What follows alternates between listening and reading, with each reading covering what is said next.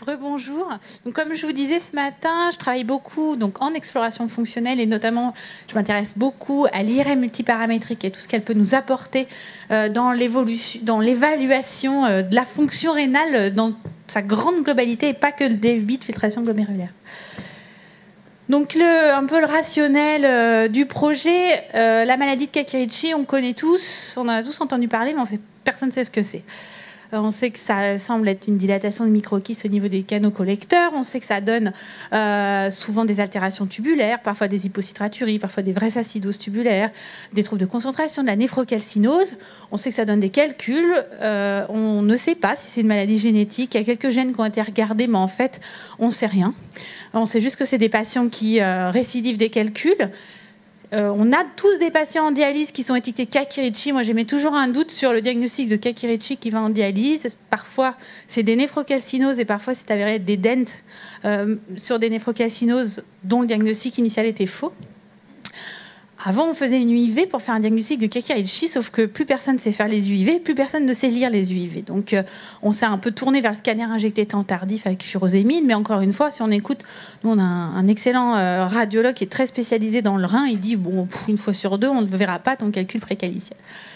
Donc, on fait beaucoup confiance à nos urologues. Et effectivement, les vrais Kakirichi que j'estime être des vrais, c'est quand les urologues sont montés en urétéroscopie, ont vu le calcul derrière les calices, derrière la papille, pardon. Mais on ne va pas faire monter un urologue pour faire un diagnostic de Kakirichi. Donc, on reste assez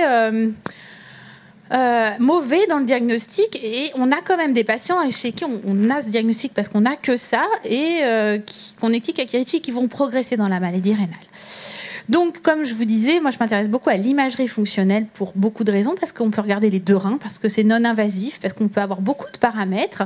On a de la morphologie déjà, on peut mesurer le contenu en oxygène, et l'avantage, le contenu en oxygène de manière indirecte, c'est savoir si on a une anomalie de la médulaire, parce que quand vous faites le ratio entre la médulaire et le cortex, vous avez des différences, et bien la variation de ces différences permet de vous dire, ok, je peux avoir une altération de la médulaire.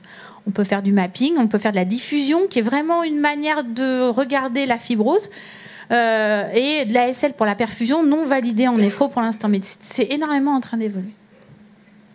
Donc l'objectif principal de l'étude, c'était justement de se dire, est-ce que j'ai une différence dans la fonction médulaire de mes patients de Kakirichi, comparé à des contrôles qui, nous contrôles, sont les donneurs vivants qui viennent se faire un DFG avant un prédon, donc des théoriquement normaux.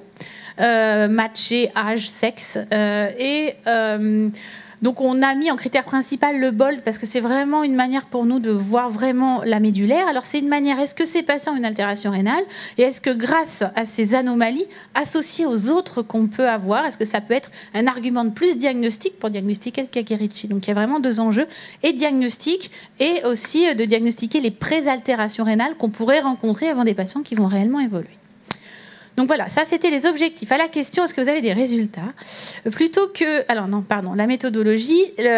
Donc les critères d'inclusion, c'est tous les patients qui viennent chez nous qui ont un Kakirichi, qui sont déjà diagnostiqués Kakirichi. Alors comme je vous ai dit, le diagnostic, c'est pas toujours très simple, en tout cas sur des vrais arguments, plus de 18 ans, contre des patients qui auront un DFG à plus de 60 qui seront évalués en tant que donneurs vivants. Et on a exclu les trop gros pour entrer dans l'IRM, les greffés rénaux, les polykystoses ou les IRC importants. Donc la question, est-ce que vous avez des résultats?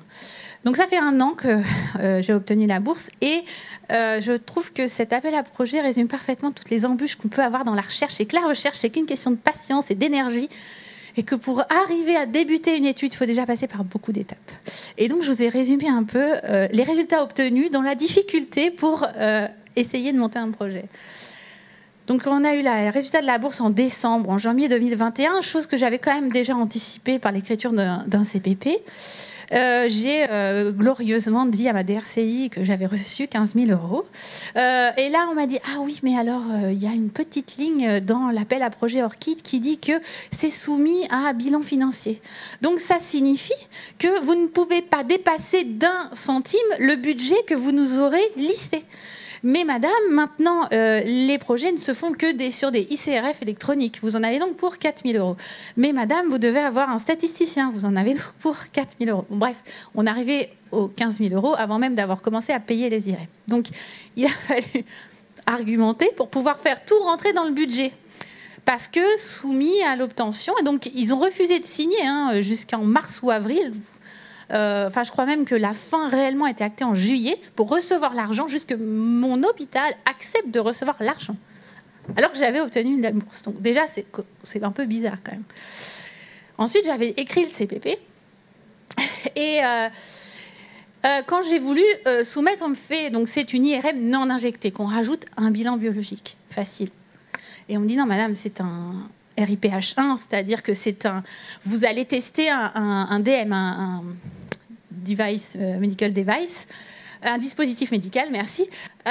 Donc, c'est un RIPH1. Je dis, non, monsieur, je ne teste pas l'IRM, je teste une séquence d'IRM. Non, ma DRCI, vraiment. Donc, je me fais aider d'un méthodologiste qui nous dit, non, c'est un RIPH2, ce n'est pas un RIPH1. Tout ça pour que nous demandions l'accord de l'ANSM, qu'elle daigne nous répondre. Et donc, 6 mois plus tard, au mois de juillet, j'ai bien la confirmation que nous sommes devant un RIPH2. Donc, il m'a fallu 6 mois pour pouvoir avoir l'autorisation, avoir l'argent et l'autorisation de soumettre au CPP. Bien évidemment, il s'est passé août, il s'est passé septembre. Nous avons enfin eu la réponse et nous venons donc la réponse il y a 1 mois et demi. Et donc là, nous venons d'apprendre que la réponse qui est minime, donc qu'elle sera acceptée, va être soumise a été soumise début de semaine. Donc nous devrions avoir l'accord du CPP pour commencer cette étude début janvier 2023. Voilà. Bon, aussi, notre ICRF est toujours en attente parce qu'il fallait l'approbation du CPP avant de commencer l'ICRF. Donc la recherche, c'est une question de patience et de résilience. Voilà, donc je remercie Orchid et Aurélie Portefait, notre méthodologiste qui s'est beaucoup battue avec moi pour que ça soit accepté RIPH2. Voilà.